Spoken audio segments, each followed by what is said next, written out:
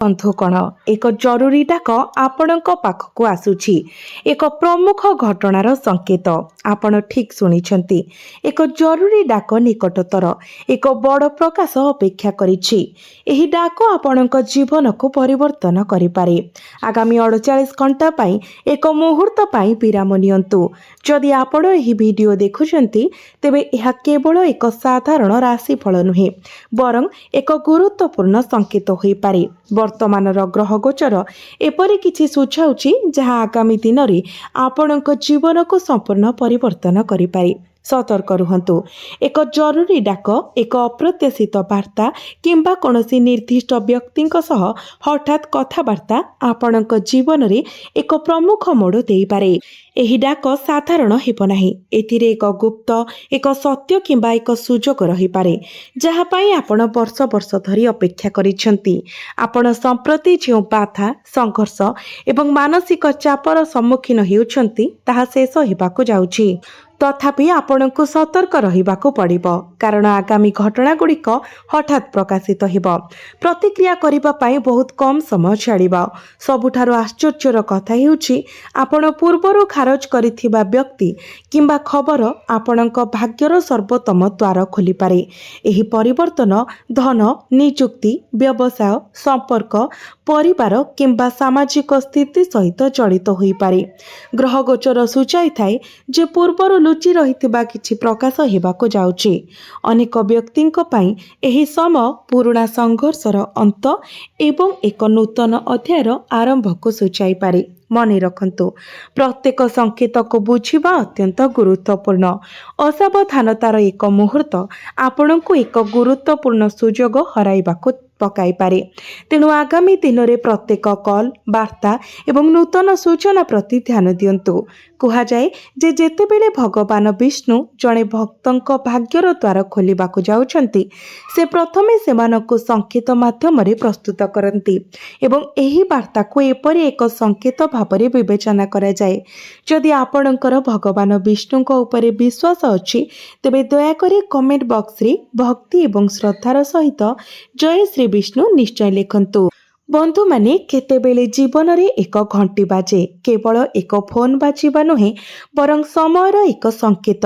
ଯଦି ଆପଣ ଗତ କିଛି ଦିନ ଧରି କୌଣସି କାରଣ ବିନା ଅସ୍ଥିର ଅନୁଭବ କରୁଛନ୍ତି, ଯଦି ଆପଣ ରାତିରେ ହଠାତ୍ ନିଦରୁ ଉଠି ଯାଉଛନ୍ତି କିମ୍ବା କୌଣସି ନିର୍ଦ୍ଦିଷ୍ଟ ବ୍ୟକ୍ତି, ଅତୀତର ସ୍ଥାନ କିମ୍ବା ଅସମ୍ପୂର୍ଣ୍ଣ କଥାବାର୍ତ୍ତାର ସ୍ମୃତି ବାରମ୍ବାର ସାମ୍ନାକୁ ଆସୁଛି, ତେବେ ଏହି ଭିଡ଼ିଓଟିକୁ ଶେଷ ପର୍ଯ୍ୟନ୍ତ ଦେଖନ୍ତୁ। ଆଜି ଦେଖାଯାଉଥିବା ସଂକେତ ଗୁଡ଼ିକ ସାଧାରଣ ନୁହେଁ। ଆଶ୍ଚର୍ଯ୍ୟର କଥା, ଏପରି ସଂକେତ ଗୁଡ଼ିକ ପ୍ରାୟତଃ ଏକ ବଡ଼ ଘଟଣା ପୂର୍ବରୁ ଦେଖାଯାଏ। କିନ୍ତୁ ସେହି ଘଟଣା କ'ଣ? ସେହି ବ୍ୟକ୍ତି କିଏ ଯାହାର ଶକ୍ତି ଆପଣଙ୍କ ଆଡ଼କୁ ବାରମ୍ବାର ଆକର୍ଷିତ ହୁଏ? ଏବଂ ସେହି ସୂଚନା କ'ଣ ଯାହା ପ୍ରକାଶିତ ହେବା ପରେ ଆପଣଙ୍କର ଅନେକ ଅତୀତର ନିଷ୍ପତ୍ତି ପଛରେ ଥିବା ପ୍ରକୃତ ଅର୍ଥ ବୁଝିବାରେ ଆପଣଙ୍କୁ ସାହାଯ୍ୟ କରିବ? ଏହି ଭିଡ଼ିଓରେ ଆପଣ ଏହି 3ଟି ପ୍ରଶ୍ନର ଉତ୍ତର ପାଇବେ, ଯଦିଓ ଏକାଥରେ ନୁହେଁ, କାରଣ ସମୟ ଏହାର ଗୁପ୍ତ କଥା ପ୍ରକାଶ କରିବା ସହିତ ନୂତନ ସ୍ତର ଧୀରେ ଧୀରେ ପ୍ରକାଶିତ ହେଉଛି। ଆପଣ ଅତୀତରେ ବହୁତ ସହ୍ୟ କରିଛନ୍ତି। ବାହ୍ୟ ଭାବରେ ଆପଣ ଦୃଢ଼ ଦେଖାଯାଉଥିଲେ, କିନ୍ତୁ ଗଭୀର ଭାବରେ ଏପରି କିଛି ମୁହୂର୍ତ୍ତ ଥିଲା ଯେତେବେଳେ ଏପରି ଲାଗିଥିଲା ଯେପରି ଆପଣଙ୍କ ସ୍ୱର ଶୁଣାଯାଇନଥିଲା। କେତେକ ଆପଣଙ୍କର ଦୟାକୁ ଦୁର୍ବଳତା ଭାବି ନେଇଥିଲେ, ଅନ୍ୟମାନେ ଆପଣଙ୍କ ନୀରବତାର ସୁଯୋଗ ନେଇଥିଲେ ଏବଂ କିଛି ଲୋକ ଥିଲେ ଯେଉଁମାନେ କେବେ ଆପଣଙ୍କ ସଂଘର୍ଷକୁ ବୁଝିବାକୁ ଚେଷ୍ଟା ମଧ୍ୟ କରିନଥିଲେ। ତଥାପି ଏପରି କିଛି ଅଛି ଯାହା ହୁଏତ ଆପଣ ଜାଣିପାରିବେ ନାହିଁ। ପ୍ରତ୍ୟେକ ଅନ୍ୟାୟ ତା ଭିତରେ ଏକ ଅଦୃଶ୍ୟ ଉତ୍ତର ବହନ କରେ।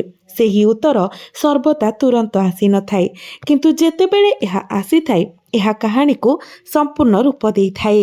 ଆପଣ ବର୍ଷ ବର୍ଷ ଧରି ଅନ୍ୟମାନଙ୍କ ପାଇଁ ନିଜର ଆବଶ୍ୟକତାକୁ ପାସୋରି ଦେଇଥିଲେ। ଆପଣ ନିରନ୍ତର ବିଶ୍ୱାସ କରୁଥିଲେ ଯେ ସମୟ ପରିବର୍ତ୍ତନ ହେବ। ଆପଣ ଆଶା କରି ଚାଲିଥିଲେ, ତଥାପି ଆପଣ ଯାହା ପାଇଲେ ତାହା ଏକ ଲକ୍ଷ୍ୟ ଅପେକ୍ଷା ତାହା ଲମ୍ବା ଅପେକ୍ଷା ଥିଲା। ତାପରେ ଗୋଟିଏ ଦିନ ସେ ଏକ ଅପ୍ରତ୍ୟାଶିତ ଡାକ ପାଇଲେ। ଏହା ଏକ ସରଳ ଡାକ ଥିଲା, ଏକ ବାର୍ତ୍ତାଳାପ ଯାହା କେବଳ କିଛି ସେକେଣ୍ଡ ପର୍ଯ୍ୟନ୍ତ ଚାଲିଥିଲା। ତଥାପି ଏହା ଆପଣଙ୍କ ଜୀବନର ସମଗ୍ର ଗତିପଥକୁ ପରିବର୍ତ୍ତନ କରିଥିଲା। ପରେ ଆପଣ ଅନୁଭବ କଲେ ଯେ ପ୍ରକୃତ ପରିବର୍ତ୍ତନ ଡାକରେ ନୁହେଁ, ବରଂ ସମୟର ଯାତ୍ରାରେ ଅଛି, ଯାହା ଆପଣଙ୍କୁ ସେହି ମୁହୂର୍ତ୍ତକୁ ନେଇଯାଇଥିଲା।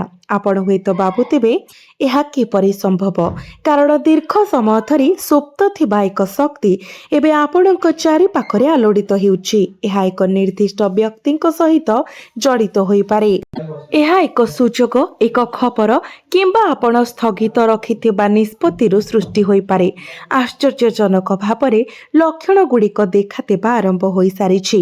ତଥାପି ଅଧିକାଂଶ ଲୋକ ସେଗୁଡ଼ିକୁ ଚିହ୍ନି ପାରୁନାହାନ୍ତି। ଆପଣ କ'ଣ କିଛି ଘଟଣା ବାରମ୍ବାର ହେଉଥିବାର ଲକ୍ଷ୍ୟ କରିଛନ୍ତି? ଏକ ନିର୍ଦ୍ଦିଷ୍ଟ ନାମ ବାରମ୍ବାର ଶୁଣିବା, ହଠାତ୍ ଏକ ପୁରୁଣା ସମ୍ପର୍କକୁ ମନେ ପକାଇବା, ଏକ ଅସମାପ୍ତ କଥାବାର୍ତ୍ତାରେ ବସି ରହିବା, କିମ୍ବା କୌଣସି ସ୍ପଷ୍ଟ କାରଣ ବିନା କୌଣସି ନିର୍ଦ୍ଦିଷ୍ଟ ବ୍ୟକ୍ତି ବିଷୟରେ ଚିନ୍ତା କରିବା। ଏହି ଜିନିଷଗୁଡ଼ିକ ସାଧାରଣ ମନେ ହୋଇପାରେ, ତଥାପି ଜୀବନ କେତେକ ସମୟରେ ବଡ଼ ପରିବର୍ତ୍ତନ ଘଟିବା ପୂର୍ବରୁ ସୂକ୍ଷ୍ମ ସଂକେତ ପଠାଏ। କିନ୍ତୁ ଅପେକ୍ଷା କରନ୍ତୁ, ଏହା କେବଳ ସୁଯୋଗ ବିଷୟରେ ନୁହେଁ, ଏଠାରେ ମଧ୍ୟ ଏକ ଲୁକ୍କାୟିତ ଚେତାବନୀ ଅଛି। କାରଣ ପ୍ରତ୍ୟେକ ଆସୁଥିବା ବାର୍ତ୍ତା ଆପଣଙ୍କ ପାଇଁ ଉଦ୍ଦିଷ୍ଟ ନୁହେଁ, ପ୍ରତ୍ୟେକ କଲ୍ ଆପଣଙ୍କ ଭାଗ୍ୟର ଦ୍ୱାର ଖୋଲି ନଥାଏ, ଏବଂ ପ୍ରତ୍ୟେକ ବ୍ୟକ୍ତି ଆପଣଙ୍କ ଶକ୍ତିର ଯୋଗ୍ୟ ନୁହେଁ। ଏହା ଅନ୍ୟ ଏକ କାହାଣୀ ମନେ ପକାଇଥାଏ। ଜଣେ ମହିଳା ଥିଲେ ଯିଏ ତାଙ୍କ ଜୀବନରେ ବହୁତ ସମୟ ଅପେକ୍ଷା କରିଥିଲେ। ସେ ଅନୁଭବ କରିଥିଲେ ଯେ ତାଙ୍କର ସମୟ ବିତି ଯାଇଛି। ସେ ଅନ୍ୟମାନଙ୍କୁ ପଛରେ ପଡ଼ିଯାଇଥିବା ଅନୁଭବ କରି ଆଗକୁ ବଢ଼ିବା ଦେଖୁଥିଲେ। ତଥାପି ସେ ଜାଣିନଥିଲେ ଯେ କିଛି ସୁଯୋଗ ବିଳମ୍ବରେ ଆସିଥାଏ, କାରଣ ସେମାନେ ସଠିକ୍ ମୁହୂର୍ତ୍ତ ପାଇଁ ଅପେକ୍ଷା କରୁଛନ୍ତି। ଗୋଟିଏ ଦିନ ସେ ଏକ ଅପ୍ରତ୍ୟାଶିତ ବାର୍ତ୍ତା ପାଇଲେ। ପ୍ରାରମ୍ଭରେ ସେ ଏହାକୁ ଅଣଦେଖା କରିଥିଲେ, କିନ୍ତୁ ପରେ ସେହି ବାର୍ତ୍ତା ତାଙ୍କ ଜୀବନରେ ଏକ ନୂତନ ଅଧ୍ୟାୟର ଆରମ୍ଭ କରିଥିଲା। ଯେତେବେଳେ ଆପଣ ଏହି କାହାଣୀ ଶୁଣୁଛନ୍ତି, ଆପଣଙ୍କ ମନରେ ଏକ ମୁହଁ ଆସିପାରେ। ହୁଏତ କେହି ଜଣେ ଯାହା ସହିତ ଆପଣଙ୍କର କିଛି ସମ୍ପର୍କ ଅପୂର୍ଣ୍ଣ ରହିଥିଲା। ହୁଏତ ଏହା ଏକ ସୁଯୋଗ ଥିଲା ଯାହାକୁ ଆପଣ ହଜି ଯାଇଥିବା ଭାବିଥିଲେ, କିମ୍ବା ପରିସ୍ଥିତି ଯୋଗୁଁ ଆପଣ ପରିତ୍ୟାଗ କରିଥିବା ଏକ ସ୍ୱପ୍ନ ଥିଲା। ଏହିଠାରେ ଭବିଷ୍ୟତ ସମ୍ପର୍କିତ ପରବର୍ତ୍ତୀ ସଂକେତ ଦେଖାଯାଏ, କାରଣ ଗ୍ରହ ଶକ୍ତି ପ୍ରକାଶ କରେ ଯେ ଯାହା ସମ୍ପୂର୍ଣ୍ଣ ଭାବରେ ଶେଷ ହୋଇଗଲା ବୋଲି ମନେ ହେଉଥିଲା, ତାହା ପ୍ରକୃତରେ ଶେଷ ହୋଇନଥିଲା। ଏକ ଅପୂର୍ଣ୍ଣ ଉଦ୍ଦେଶ୍ୟ ଏବେ ବି ଏହା ପଛରେ ଲୁଚି ରହିଛି। ତଥାପି ସେହି ଉଦ୍ଦେଶ୍ୟ କେବଳ ପ୍ରକାଶ ପାଇବ ଯଦି ଆପଣ ଆପଣଙ୍କ ଭିତରେ ଭୟ ଏବଂ ସନ୍ଦେହକୁ ସ୍ୱୀକାର କରନ୍ତି।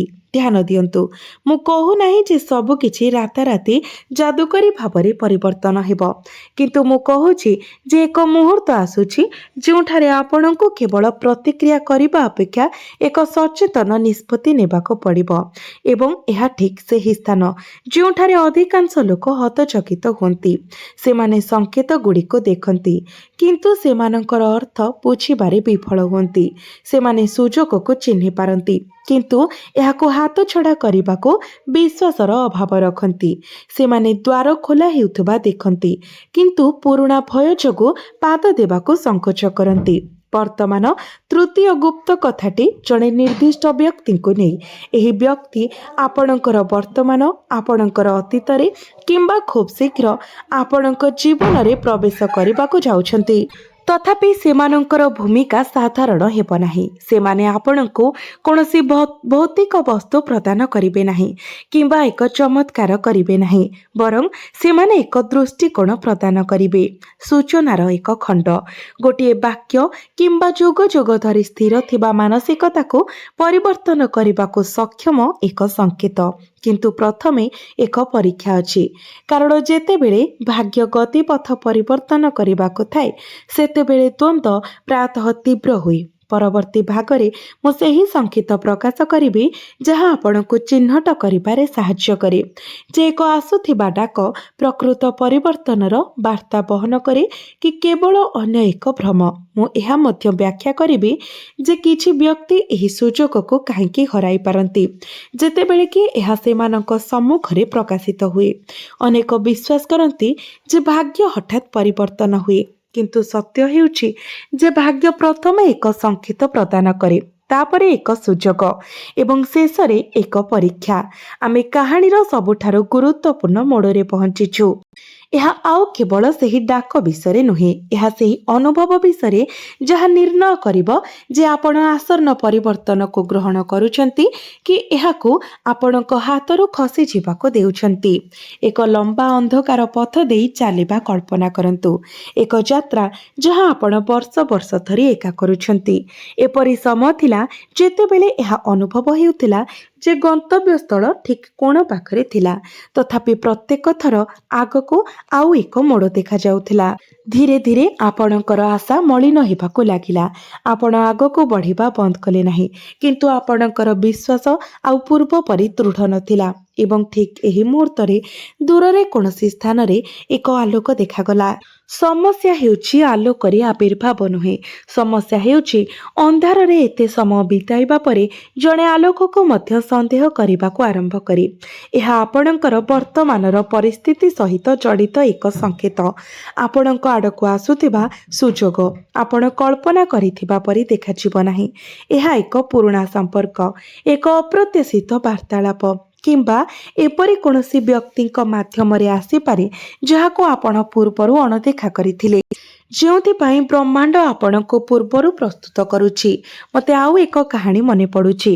ଜଣେ ଯୁବକ ଯିଏ ସର୍ବଦା ବିଶ୍ୱାସ କରୁଥିଲେ ଯେ ଏକ ବଡ଼ ଜୀବନ ପରିବର୍ତ୍ତନ ଏକ ସ୍ମାରକୀ ଘଟଣାରୁ ଆସିବ। ସେ ଭାବିଥିଲେ ଯେ ଯେତେବେଳେ ଜୁଆର ବଦଳିଯିବ ସବୁକିଛି ସ୍ଫଟିକ ସ୍ପଷ୍ଟ ହୋଇଯିବ, କିନ୍ତୁ ବାସ୍ତବତା ସମ୍ପୂର୍ଣ୍ଣ ବିପରୀତ ଥିଲା। ପରିବର୍ତ୍ତନ ଏକ ସରଳ ଫୋନ୍ କଲ୍ ସହିତ ଆରମ୍ଭ ହୋଇଥିଲା। କଲ୍ ବିଷୟରେ କିଛି ଚମତ୍କାର ନଥିଲା, କେବଳ ଗୋଟିଏ ପ୍ରଶ୍ନ ପଚରା ଯାଇଥିଲା। ତଥାପି ସେହି ଗୋଟିଏ ପ୍ରଶ୍ନ ତାଙ୍କ ଭିତରେ ବର୍ଷ ବର୍ଷ ଧରି ବନ୍ଦ ଥିବା ଏକ ଦ୍ୱାର ଖୋଲିଦେଲା। ମାସ ପରେ ମାସ ପଛକୁ ଚାହିଁ ସେ ଅନୁଭବ କଲେ ଯେ ସଫଳତା ଆସିବା ଦିନ ତାଙ୍କ ଜୀବନ ବଦଳି ନଥିଲା। ସେ ଯେଉଁଦିନ ସେ ସେହି ଆହ୍ୱାନକୁ ଗମ୍ଭୀରତାର ସହିତ ନେଇଥିଲେ ସେହି ଦିନଟି ପରିବର୍ତ୍ତନ ହୋଇଯାଇଥିଲା। ଏବେ ନିଜ ବିଷୟରେ ବିଚାର କରନ୍ତୁ। ଏପରି କିଛି ଅଛି କି ଯାହା ଆପଣ ସବୁବେଳେ ସ୍ଥଗିତ ରଖିଛନ୍ତି? ଏପରି କୌଣସି ନିଷ୍ପତ୍ତି ନେବାକୁ ଆପଣ ଭୟ କରୁଛନ୍ତି କି? ଏପରି କେହି ଅଛନ୍ତି କି ଯିଏ ଆପଣଙ୍କ ମନକୁ ବାରମ୍ବାର ଘୁଞ୍ଚାଇ ଦେଉଛନ୍ତି, ଯାହାକୁ ଆପଣ କେବଳ ସଂଯୋଗ ବୋଲି ଖାରଜ କରୁଛନ୍ତି? ଯଦି ହଁ, ତେବେ ଏହା ଏକ ସଂଯୋଗ ନ ହୋଇପାରେ। ଏଠାରେ ଏକ ଗଭୀର ସଂକେତ ଅଛି। କେତେକ ସମୟରେ ଆମେ ଯାହା ଆଖି ଦେଖିପାରୁନାହିଁ ତାହା ଅନୁଭବ କରେ। ସେଥିପାଇଁ କିଛି ସମୟ ଧରି ଆପଣ ଅସ୍ଥିରତା ଏବଂ କୌତୂହଳର ଏକ ଅଦ୍ଭୁତ ମିଶ୍ରଣ ଅନୁଭବ କରୁଛନ୍ତି। କିନ୍ତୁ ଏହି ଚେତାବନୀକୁ ଧ୍ୟାନ ଦିଅନ୍ତୁ। ଆଗାମୀ ଦିନରେ ଆପଣଙ୍କ ପାଖକୁ ଆସୁଥିବା ପ୍ରତ୍ୟେକ ସୂଚନାକୁ ତୁରନ୍ତ ବିଶ୍ୱାସ କରନ୍ତୁ ନାହିଁ। ପ୍ରତ୍ୟେକ ହସୁଥିବା ମୁହଁ ଶୁଭ କାମନା ନୁହେଁ, ପ୍ରତ୍ୟେକ ମିଠା ଶବ୍ଦ ସତ୍ୟ ନୁହେଁ ଏବଂ ପ୍ରତ୍ୟେକ ସୁଯୋଗ ଠିକ୍ ଯେପରି ଦେଖାଯାଉଛି ତାହା ନୁହେଁ। କାରଣ ଯେତେବେଳେ ଏକ ବଡ଼ ପରିବର୍ତ୍ତନର ସମୟ ଆସେ, ଭ୍ରମଛାୟା ପ୍ରାୟତଃ ଏହା ସହିତ ଥାଏ। ଏହିଠାରେ ଅଧିକାଂଶ ଲୋକ ଭୁଲ କରନ୍ତି। ସେମାନେ ବାହ୍ୟ ଦୃଶ୍ୟ ଉପରେ ସେମାନଙ୍କର ନିଷ୍ପତ୍ତି ଆଧାର କରନ୍ତି, ଯେତେବେଳେ ଏକ ପ୍ରକୃତ ସଂକେତ ସର୍ବଦା ଆଭ୍ୟନ୍ତରୀଣ ଶାନ୍ତିର ଭାବନା ଛାଡ଼ିଥାଏ। ଯଦି କୌଣସି ସୁଯୋଗ ଆପଣଙ୍କୁ ଭିତରୁ ଶକ୍ତିଶାଳୀ ଅନୁଭବ କରାଏ, ଯଦି କୌଣସି କଥାବାର୍ତ୍ତା ଆପଣଙ୍କ ମନରେ ସ୍ପଷ୍ଟତା ଆଣେ କିମ୍ବା ଯଦି କୌଣସି ବାର୍ତ୍ତା ଆପଣଙ୍କ ଭୟକୁ ଦୂର କରେ ଏବଂ ଆପଣଙ୍କ ଅନ୍ତର୍ନିହିତ ଶକ୍ତିକୁ ଜାଗ୍ରତ କରେ, ତେବେ ସେହି ସଂକେତକୁ ହାଲୁକା ଭାବରେ ନିଅନ୍ତୁ ନାହିଁ। ବର୍ତ୍ତମାନ ଆମେ ପୂର୍ବରୁ ଆଲୋଚନା କରିଥିବା ପ୍ରାରମ୍ଭିକ ରହସ୍ୟର ଏକ ଅଂଶ ପ୍ରକାଶିତ ହେବା ଆରମ୍ଭ କରେ। ଆପଣଙ୍କ ଜୀବନରେ ବାଧାଗୁଡ଼ିକ କେବଳ ବାହ୍ୟ ପରିସ୍ଥିତି ଯୋଗୁଁ ନଥିଲା, ସେଗୁଡ଼ିକ ଆପଣଙ୍କ ନିଜ ବିଶ୍ୱାସ ସହିତ ମଧ୍ୟ ଜଡ଼ିତ ଥିଲା। ଆପଣ ସଠିକ୍ ଦିଗରେ ଆଗେଇ ଆସିଥିବା ସମୟ ଥିଲା, ତଥାପି ଫଳାଫଳ ବିଳମ୍ବ ହୋଇଥିଲା। ଆପଣ କଠିନ ପରିଶ୍ରମ କରିଥିଲେ, ତଥାପି ଅନ୍ୟ କେହି ପ୍ରଶଂସା ପାଇଥିଲେ। ଆପଣ ଅନ୍ୟମାନଙ୍କୁ ଆଗକୁ ବଢ଼ିବାରେ ସାହାଯ୍ୟ କରିଥିଲେ, କିନ୍ତୁ ଆପଣ ନିଜେ ପଛରେ ପଡ଼ିଯାଇଥିଲେ। ଧୀରେ ଧୀରେ ଆପଣଙ୍କ ଭିତରେ ଏକ ପ୍ରଶ୍ନ ଉଠିଲା, ମୋ ପାଇଁ ପ୍ରକୃତରେ କିଛି ଭଲ ଭାଗ୍ୟ ଅଛି ନା ନାହିଁ? ଠିକ୍ ସେହି ସମୟରେ ସବୁଠାରୁ ବଡ଼ ଭ୍ରମ ମୂଳ ଧରିଲା। କାରଣ ଯେତେବେଳେ ଜଣେ ବ୍ୟକ୍ତି ନିଜ ମୂଲ୍ୟ ଉପରେ ସନ୍ଦେହ କରିବାକୁ ଆରମ୍ଭ କରନ୍ତି, ସେତେବେଳେ ସେମାନେ ସୁଯୋଗ ଦେଖିପାରନ୍ତି ନାହିଁ। ଯେତେବେଳେ ଏହା ତାଙ୍କ ସମ୍ମୁଖରେ ଛିଡ଼ା ହୋଇଥାଏ, ଏହା ସେହି ସନ୍ଦେହକୁ ଭାଙ୍ଗିବାର ସମୟ। तथापि सबुठारु बड़ प्रकाशन आसिबाको बाकी अछि कारण आसुथिबा डाक केवल जणे व्यक्तिଙ୍କ सहित जड़ित नुहे यह एक घटना सहित मध्य जड़ित एक घटना जहाँ आपणଙ୍କ चारि पाखरे रूप नेउछि एक घटना जहाँ प्रथमे छोट मने हुए किंतु परे एक विशाल प्रभाव पकाई पारे हुए तो एक खबर एक प्रस्ताव किंबा एक निमंत्रण हुए तो एक सत्य जहाँ बहु दिन धरे लुचि रहिथिला आश्चर्यजनक भावरे एही घटना आपणकर अतीत एवं आपणक भविष्यत उभय सहित जड़ित मने हुए सेथिपाई अतीतर अध्याय गुड़िक आपणक स्मृति रे पुनर्बार उन्मोचित हेउछि किंतु एठारे एक प्रश्न अछि जदि एही परिवर्तन एते गुरुत्वपूर्ण तेबे काहेकि सबकिछि एपर्यंत स्पष्ट होई नाही रहस्य काहेकि रहिछि काहेकि संकेत गुड़िक असंपूर्ण रहिछि परवर्ती भागरे आपण उत्तर पाइबे आमे वर्तमान सेही बिंदु पाखकु जाउछु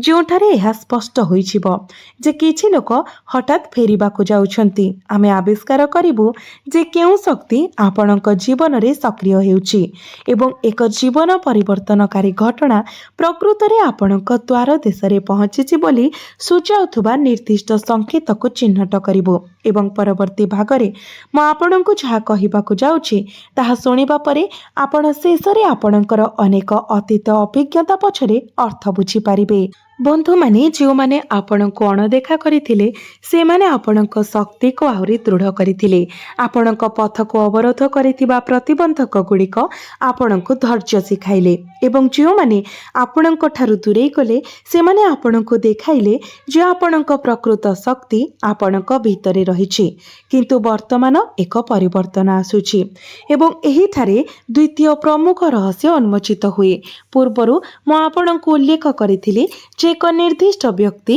କିମ୍ବା ଘଟଣା ଆପଣଙ୍କ ଜୀବନରେ ଏକ ଗୁରୁତ୍ୱପୂର୍ଣ୍ଣ ଭୂମିକା ଗ୍ରହଣ କରିବ ଏହାର ସଂକେତ ଏବେ ସ୍ପଷ୍ଟ ହେବାରେ ଲାଗିଛି ନିକଟ ଭବିଷ୍ୟତରେ ଆପଣ ଏପରି କିଛି ଆବିଷ୍କାର କରିପାରନ୍ତି ଯାହା ବହୁ ଦିନ ଧରି ଲୁଚି ରହିଛି ଏକ ସତ୍ୟ ପ୍ରକାଶିତ ହୋଇପାରେ କିମ୍ବା ଏକ ପୁରୁଣା ଭୁଲ ବୁଝାମଣା ସମାଧାନ ହୋଇପାରେ ଯାହାଙ୍କ ସହିତ ଆପଣ ଭାବୁଥିଲେ ଯେ ଆପଣଙ୍କ ଜୀବନର ସେହି ଅଧ୍ୟାୟ ସବୁଦିନ ପାଇଁ ବନ୍ଦ ହୋଇଗଲାଣି ସେ ପୁଣି ଆପଣଙ୍କ ପାଖକୁ ପହଞ୍ଚିପାରେ ଏଠାରେ ହିଁ ଆପଣଙ୍କର ପ୍ରକୃତ ପରୀକ୍ଷା ଅଛି କାରଣ ଭାଗ୍ୟ ସୁଯୋଗ ପ୍ରଦାନ କରୁଥିବା ବେଳେ ନିଷ୍ପତ୍ତି କେବଳ ଆପଣଙ୍କ ଉପରେ ନିର୍ଭର କରେ ଏବେ ଆଉ ଏକ ସଂକେତ ବିଚାର କରନ୍ତୁ ଯଦି ଆପଣ ସମ୍ପ୍ରତି ଏକ ପୁନରାବୃତ୍ତି ଅନୁଭବ କରୁଛନ୍ତି ଯେ କିଛି ଗୁରୁତ୍ୱପୂର୍ଣ୍ଣ ଘଟଣା ଘଟିବାକୁ ଯାଉଛି କ'ଣ ଜାଣିବା ବିନା ତେବେ ଜାଣନ୍ତୁ ଯେ ଏହି ଭାବନା କାରଣହୀନ ନୁହେଁ ପ୍ରାୟତଃ ମନ ପ୍ରକୃତ ପରିବର୍ତ୍ତନର ଆଭିମୁଖ୍ୟକୁ ପ୍ରକୃତରେ ଘଟିବା ପୂର୍ବରୁ ଅନୁଭବ କରେ ସେଥିପାଇଁ କିଛି ଲୋକ କୌଣସି ସ୍ପଷ୍ଟ କାରଣ ବିନା